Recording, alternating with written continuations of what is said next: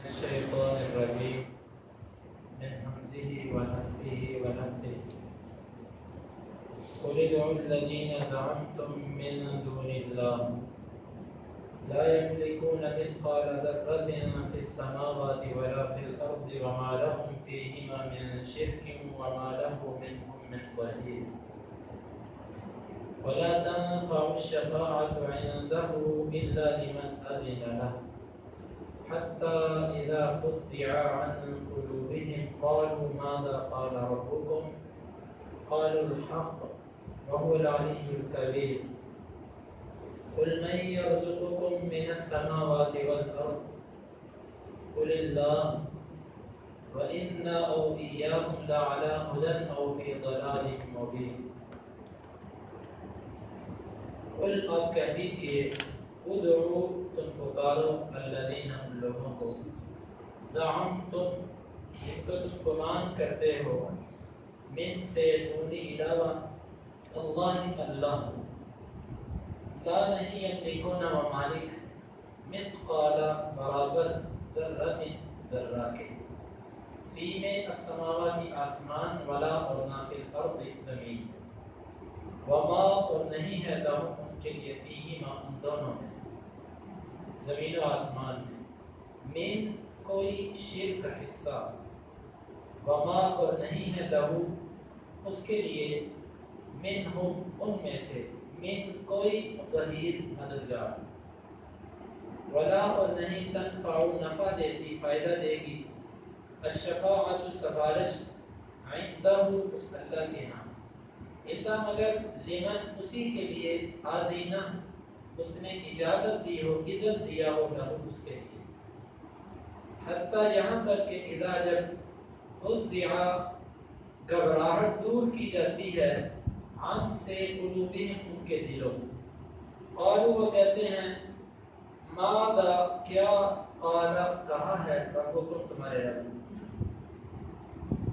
قالوا وہ کہتے ہیں الحق اس نے حق کہا ہے وہو اور وہ العلی بلند ہے الکبیر بہت بڑا ہے قل آپ کہہ دیجئے من کون ہے یرزقکم جو رزق دے تم کو من سے السماوات آسمانوں والارض اور زمین قل آپ کہہ دیجئے اللہ وَإِنَّا اور یقیناً ہم او یا ایاکم تم لا علی البتہ پر ہدن ہدایت او یا فی میں ضلال گمراہی مبین واضح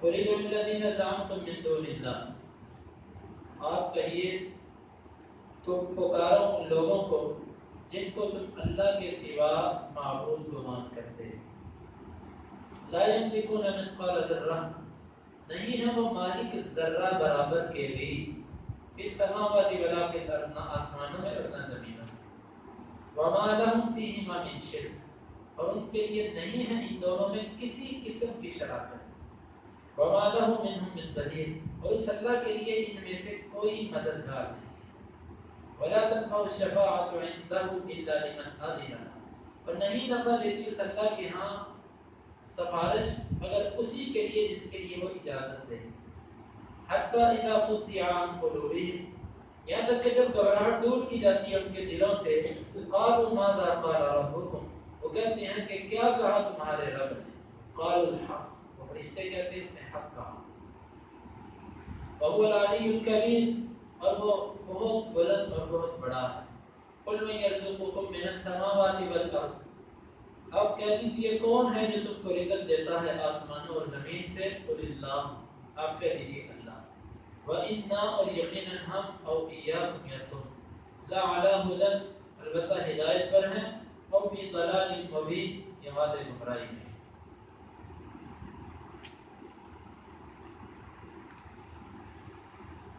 اللہ رب العزت نے ان آیات میں مشرکین کو ان کے جھوٹے معبودوں کے بارے میں متوجہ کیا ہے اللہ تعالیٰ فرماتے ہیں کہ جن کو تم اللہ کے سوا معبود بناتے ہو جن کو تم معبود سمجھتے ہو ان میں سے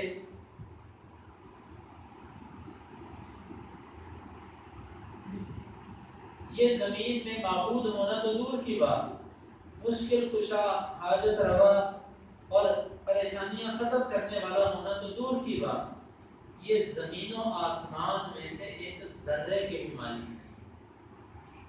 بہت بڑی بات ہے کہ یہ تمہاری مشکل کشائی کیا کریں گے، تمہارے مشکل وقت میں کام کیا آئیں گے، یہ تو بیچارے ایک ذرے کے بھی مالک نہیں ہیں زمین و آسمان میں۔ اور ذرے کی مالک ہونا تو بہت بڑی بات ہے۔ بعض دفعہ انسان کسی چیز کا مالک نہیں ہوتا لیکن شریک ہوتا ہے کسی نہ کسی طرح، اس کی شراکت ہوتی ہے۔ اللہ رب العزت فرماتے ہیں وَمَا لَهُمْ فِيهِمَا مِنْ شِرْكٍ، اور ان کے لیے اس زمین و آسمان میں کسی قسم کی شراکت بھی نہیں، نہ کسی چیز کو بنانے میں اور نہ کسی نظام کو چلانے میں۔ یہاں سے اللہ رب العزت نے ان مشرکوں کے عقیدے کا خوب رد کیا ہے کہ جو یہ کہتے تھے کہ اللہ تعالیٰ نے اپنے شریک بنا رکھا۔ یہ تو عقیدہ تھا مشرکین مکہ کا، لیکن ہمارے زمانے میں بھی کچھ ایسے لوگ جو یہ نظریہ رکھتے ہیں کہ کائنات کے نظام کو کتب ابدال یہ چلاتے ہیں، یہ بارشیں برسانا، یہ میں اللہ تعالیٰ معاف کرے، اللہ تعالیٰ دل کبھی کسی کا گمراہ نہ کرے۔ کل میری ایک شخص سے بات ہوئی، وہ مجھے کہہ رہا تھا کہ یہ جو روحانیت ہے نا یہ بہت بڑی چیز ہے۔ میں نے کہا کیا روحانیت کس کو کہتے ہیں؟ کہتا نبی صلی اللہ علیہ وسلم کے زمانے میں اس کا کوئی تصور نہیں تھا، روحانیت بعد میں شروع ہوئی۔ اب اندازہ کیجیے اس کی بات۔ اور پھر آگے وہ کہتا ہے کہ یہ رہا بارش برسانا، دھوپ لگانا، بادل لے آنا، ان کو ختم کر دینا، یہ کوئی مشکل کام نہیں ہے، یہ ہو سکتا ہے ہم سے۔ وہ پیر تھا، ایک پیر تھا جس سے میری گفتگو ہوئی۔ خیر الحمدللہ میں نے پھر اس کو پکڑا اور پھر اس نے مجھے کہا کہ ٹھیک ہے میں آپ سے گفتگو کروں گا۔ پہلے تو وہ کہتا تھا کہ میرے سے زیادہ علم کسی کے پاس نہیں، لیکن الحمدللہ تھوڑی سی گفتگو کے بعد وہ اسے ضرورت محسوس کی کہ اس کو کچھ سوالات کے جوابات کے لیے پھر مزید علم لینا پڑے گا۔ تو اس نے، میں اس بات پہ حیران تھا کہ اس نے میرے ساتھ گفتگو کے درمیان کتنی دفعہ کفریہ کلمات اپنے منہ سے نکالے اور اس کو احساس نہیں۔ اب اس سے بڑا کفر کیا ہے کہ وہ کہتا ہے ہمیں موت کا پتہ چل جاتا ہے، ہمیں پتہ ہے کس کی کتنی عمر ہے، اور ہمیں پتہ چل جاتا ہے یہ بارش اور یہ مسئلے، لیکن ہم ویسے ہی اللہ کے ساتھ ٹکر نہیں لینا چاہتے۔ وہ کہتا ہے یہ کوئی مسئلہ نہیں ہے۔ اندازہ کیجئے کہ یہ کس قدر کفریات ہیں۔ اب اللہ تعالیٰ نے فرمایا کہ ان لوگوں کی اس زمین و آسمان میں کسی قسم کی شراکت نہیں، اور شراکت نہ بنانے میں اور نہ نظام چلانے میں۔ جو بندہ یہ کہے کہ اللہ کے ساتھ بارش برسانے میں فلاں شریک، وہ کافر ہے۔ ایک دن بارش ہوئی، صبح نبی صلی اللہ علیہ وسلم نے فجر کی نماز کے بعد فرمایا کہ آج صبح اللہ کے بندوں میں سے کتنے کافر ہو گئے اور کتنے مومن ہو گئے۔ آپ نے فرمایا کہ جس نے صبح یہ کہا کہ مطرنا بنوء کذا و کذا، ہمیں آج رات بارش فلاں فلاں ستارے کی وجہ سے دی گئی ہے، وہ کافر ہو۔ اور جس نے یہ کہا کہ ہمیں بارش اللہ کے فضل سے دی گئی ہے، وہ مومن ہو گیا۔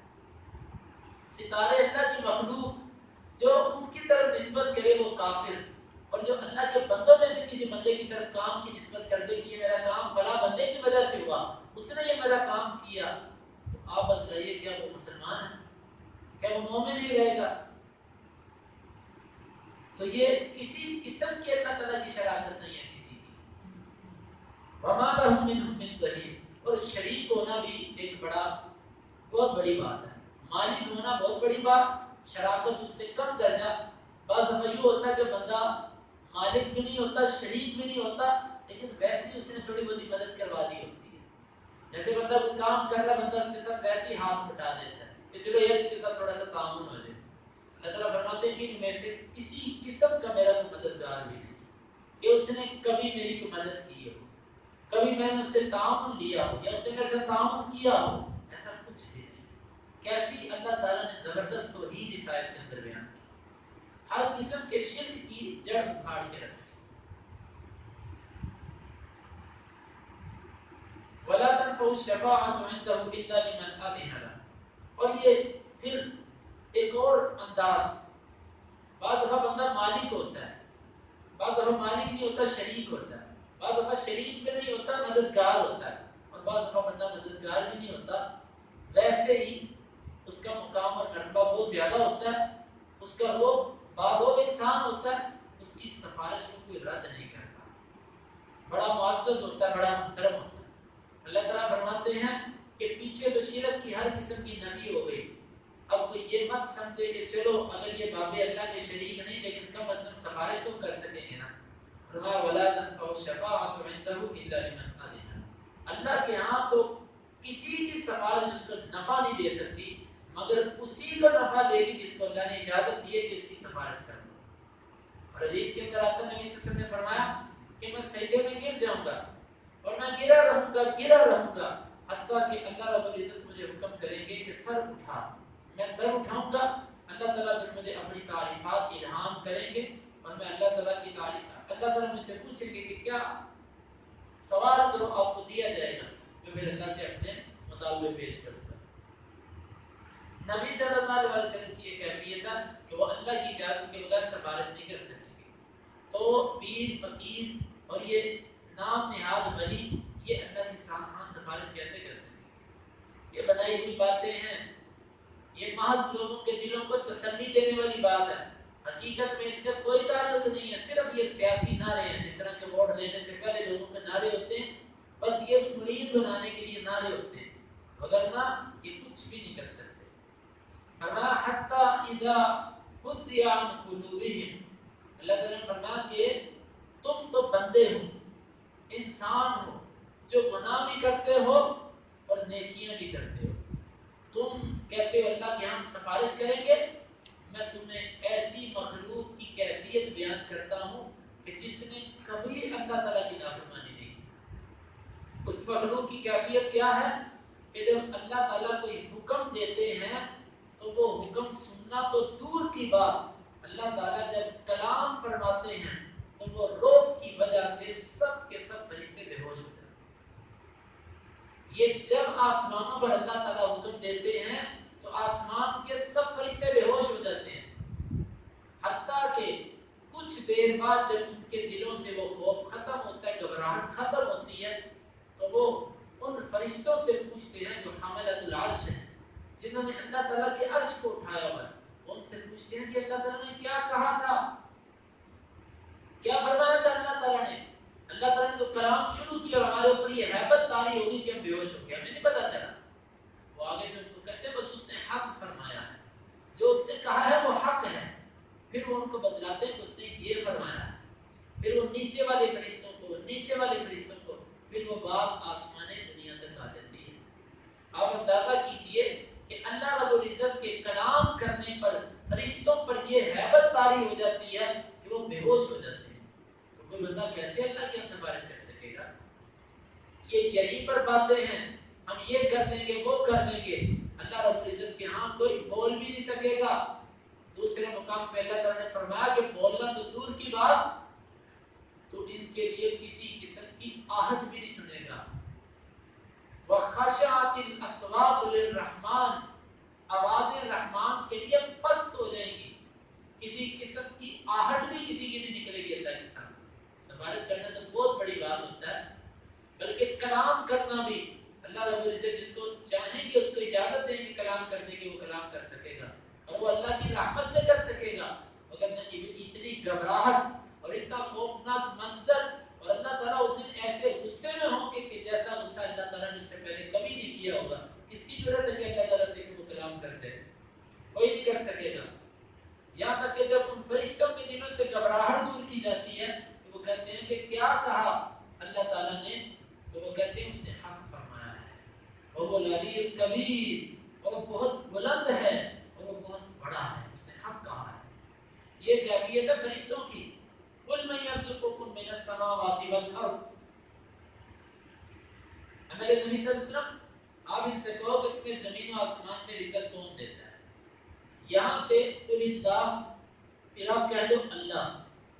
مطلب اس بات کو تو کافر بھی تسلیم کرتا تھا کہ زمین و آسمان کے اندر رزق دینے والی ذات اللہ ہے۔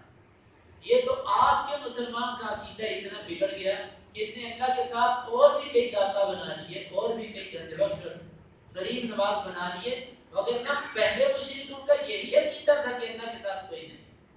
اللہ تعالیٰ نے اسی لیے تو فرمایا کہ ان سے پوچھو کہ رب کے ساتھ کون ہے جو تم کو رزق دیتا؟ یعنی توحید ربوبیت اس کے وہ قائل تھے. مسئلہ توحید الوہیت کا تھا. وہ کہتے تھے پالنے والا ایک رب بھی ہے، لیکن جب عبادت کی باری آتی تھی تو وہ اوروں کو شریک کرتے تھے. مسئلہ ان کا یہاں پہ آ کے خراب ہوتا تھا. ربوبیت کے مسئلے میں اختلاف نہیں تھا ان کا الوہیت کے مسئلے میں اختلاف تھا. الوہیت کے مسئلے میں. اسی لیے تو جب بھی وہ کسی مشکل میں پھنستے، سخت مشکل میں، تو پکارتے اللہ کو ہی تھے. تو لیکن آج ہمارے اس دور کے اندر معاملہ اس سے بھی آگے نکل چکا ہے. تو وہ کہیں گے اللہ، جب تمہارا رب اللہ رب العزت ہے تو تمہارا الہ کوئی اور کیسے ہو سکتا ہے؟ تمہیں پالنے والا، تمہیں رزق دینے والا جو اللہ ہے، عبادت کے لائق بھی وہی ہے. یہ کیسے ہو سکتا ہے رزق تمہیں کوئی دے اور عبادت تم کسی کی کرو؟ وَإِنَّا أَوْ إِيَّاكُمْ لَعَلَىٰ هُدًى أَوْ فِي ضَلَالٍ مُّبِينٍ. یہ بڑا زبردست اسلوب ہے دعوت کا. بے شک ہم یا تم یا تو ہدایت پر ہیں یا بعض گمراہی پر ہیں. دعوت دینے کے اسلوب کے اندر یہ چیز لازم ہے کہ آپ جس کو دعوت دینا چاہتے ہیں اس کو سخت کلمہ نہ بولیں. آپ جس کو دعوت دینا چاہتے ہیں آپ اس کو پہلے جاتے ہی پہلے ہاتھ آپ اس کو کہہ دیتے تو کافر ہے، تو گمراہ ہے، تو ذلیل ہے، تو فلانا ہے، تو فلانا ہے. آپ کیا سمجھتے ہیں کہ وہ آپ کی دعوت مان جائے؟ اگر وہ کسی مجبوری کی وجہ سے آپ کی بات سن بھی رہا ہے، اس کو آپ سے کوئی غرض ہے، کوئی تعلق ہے اس کا، یا وہ مجبوراً آپ سے کمزور ہونے کی بنا پر آپ کی بات سن جاتا ہے، لیکن وہ کم از کم اس کا نتیجہ یہ نکلے گا کہ وہ ضد میں آئے گا. وہ ضد میں آئے گا اور دل میں آپ کے لیے نفرت بٹھا لے گا. اگر نفرت نہ بھی بٹھائے تو آپ کی بات ماننے کے لیے جلدی تیار نہیں ہوگا. دعوت کا طریقہ یہ ہوتا ہے، آپ کو پتہ ہے کہ آپ 100% حق پر ہیں. اب نبیوں سے زیادہ کس کو یقین ہو سکتا ہے کہ وہ حق پر ہے؟ لیکن اس کے باوجود نبی صلی اللہ علیہ وسلم انبیاء جب کافروں سے مخاطب ہوتے تو ان کو یہ کہتے ہم یا تم، ہم میں سے کوئی ایک یا ہدایت پر ہے یا گمراہی پر ہے. حالانکہ نبی واضح یہ کہہ سکتا تھا ہم گمراہی، ہم حق پر اور تم گمراہی پر، لیکن ایسا نہیں کہا. ہم میں سے کوئی ایک ہدایت پر اور کوئی ایک گمراہی پر ہے. اس سے ذرا جو باطل بھی ہوتا ہے اس کے جو انانیت ہوتی ہے اس کو ٹھیس نہیں پہنچتی، اور وہ اس کے لیے تیار رہتا ہے کہ چلو ہم میں سے کوئی ایک ہدایت پر ہے، چلو دونوں مل کے تلاش کریں وہ کون ہے. ہم میں سے کوئی ایک غلط ہے، آؤ دونوں مل کے تلاش کرتے ہیں وہ غلط ہے. یہ ایک اچھا انداز ہے. یہی دعوت دی جاتی ہے کسی کو کہ بھئی ہم دونوں میں سے دونوں تو حق ہو نہیں سکتے، کوئی ایک حق ہے اور کوئی ایک غلطی پر ہے. یہ ایک اتفاقی اور عقلی بات ہے. یہ ہمارے ہی کچھ عقل مند لوگوں نے یہ اصول بنا لیا کہ چاروں برحق ہیں. اب ان الفاظ پہ غور کیجیے کہ یہ چاروں اماموں کی تقریر حق ہے. اب سوال یہ پیدا ہوتا ہے کہ ایک امام، مثال کے طور پہ امام شافعی رحمہ اللہ فرماتے ہیں جو امام کے پیچھے سورہ فاتحہ نہیں پڑھتا اس کی نماز نہیں ہوتی، اور امام ابو حنیفہ کہتے ہیں کہ جو پڑھتا ہے وہ قرآن کی خلاف ورزی کرتا ہے. ایک کہتا ہے فرض ہے، دوسرا کہتا ہے حرام ہے. ایک کہتا ہے جو نہیں پڑھتا اس کی نہیں ہوتی، جو کہتا ہے وہ جو پڑھتا ہے وہ قرآن کی مخالفت کرتا ہے. اور بعد میں تو یہاں تک مبالغہ کیا، وہ کہتا ہے اس کے منہ میں آگ کا انگارہ جو امام کے پیچھے سورہ فاتحہ پڑھتا ہے. اب مجھے بتائیے دونوں حق ہیں. تینوں اماموں کا اتفاق ہے کہ ہر قسم کی شراب حرام ہے. فقہ حنفی کے مطابق انگور کی اور اسی طرح کھجور وغیرہ کی شراب جو ہے وہ حرام ہے. اس کے علاوہ اگر کوئی دیگر بنا لیتا ہے تو اس کے لیے حرام نہیں. سارے مذاہب کا اس پر اتفاق ہے کہ سود حرام ہے. فقہ حنفی کے نزدیک اگر آپ کسی دارالکفر میں چلے جاتے ہیں تو آپ مثلا آپ امریکہ میں چلے جاتے ہیں، وہاں پر آپ کے لیے سود جائز ہے. یہ ان کا ایک نظریہ. مجھے ایک جگہ پر دعوت پر جانا پڑا تو مجھے کسی ساتھی نے کہا کہ وہ فلاں ڈاکٹر صاحب جو ہے نا وہ انہوں نے فکسنگ پر بینک میں پیسے رکھوا لیے. مجھے بڑا تعجب ہوا. تو لیکن میں نے فوراً ذہن دوڑایا، میرے ذہن میں اللہ تعالیٰ نے بات ڈال دی. میں نے کہا اچھا مجھے سمجھ آ گئی ہے انہوں نے ایسا کیوں کیا. وہ کہنے لگے کیوں؟ میں نے کہا وہ جن لوگوں کے ساتھ اٹھتے بیٹھتے ہیں نا ان لوگوں کا یہ نظریہ ہے کہ پاکستان جو ہے نا وہ اسلامی ملک نہیں ہے. پاکستان کے بارے میں ان کے الفاظ کچھ اور ہیں. تو ان کے نزدیک جب یہ اسلامی ملک نہیں ہے تو غیر اسلامی ملک کے اندر ان کے نزدیک سود کھانا جائز ہوتا ہے. اور پھر جب بات کی تحقیق کی تو پیچھے انہی مفتیوں نے نظام کا فتویٰ تھا، وہ کہتے میں نے ان کے فتوے پر میں ان کو ویسے پڑھے تھے۔ اور اسی طرح آپ یعنی کہ بہرحال اب میں کتنی آپ کو ایسی حرام کام بتلاؤں کہ جو بعض لوگوں کی فکر میں جائز ہے، تو کیا یہ حق ہو گیا سب کچھ؟ اب یہ کہنا کہ چاروں پر حق ہے، یہ کہاں کی عقل مندی ہے اور یہ کہاں کا انصاف ہے؟ اِنَّا أَوْ إِيَّاكُمْ لَعَلَىٰ هُدًى أَوْ فِي ضَلَالٍ مُّبِينٍ، ہم اور تم یا تو ہدایت پر ہے یا گمراہی پر، ایک ہدایت پر ہے اور ایک گمراہی پر ہے، یہ پکی بات ہے۔ آؤ مل کے تلاش کر لیتے ہیں کون ہدایت پر کون گمراہی پر۔ آج یہ طریقہ دعوت کا، یہ نہیں ہو سکتا کہ تم بھی ٹھیک اور ہم بھی ٹھیک، اور یہ اصول بھی غلط ہوا کہ جو جدھر لگا ہوا اس کو لگا رہنے دیں۔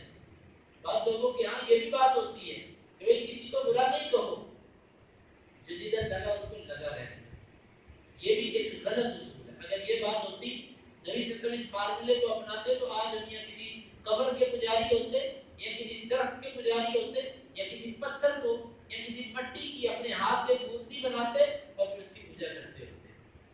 یہ اللہ رب العزت کا فضل ہے ہمارے کہ اور نبی صلی اللہ علیہ وسلم سے اللہ تعالیٰ نے ہمارے تک دین پہنچایا اور آج ہم ایک اللہ کی عبادت کرتے ہیں۔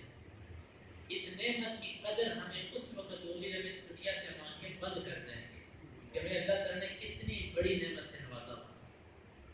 تو یہ اللہ رب العزت نے ہمارے اوپر ایک بہت بڑا فضل کیا، تو یقیناً ہم میں سے کوئی ہدایت پر اور کچھ گمراہی، بس اس کو تلاش کرنا کہ کون حق پر ہے۔ اس کا یہ مطلب نہیں کہ نبیوں کو شک تھا، شک والی بات نہیں ہے، بس یہ طریقہ ہوتا ہے بات کرنے کا کہ مخالف کے منہ پر آپ سخت بات نہ کریں، اس سے آپ کی دعوت اثر انداز نہیں ہوگی بلکہ دعوت میں بگاڑ پیدا ہو جائے گا۔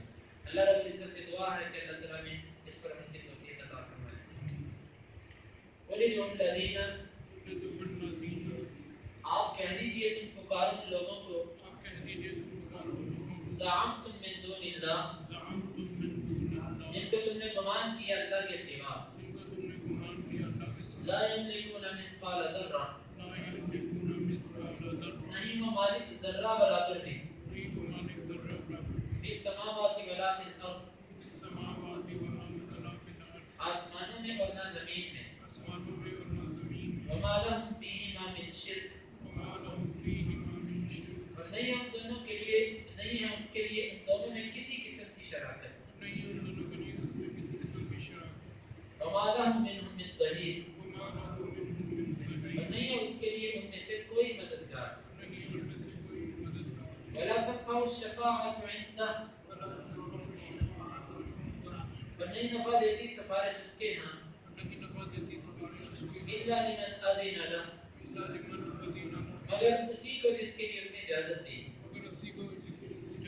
حتی اذا فزع عن قلوبہم،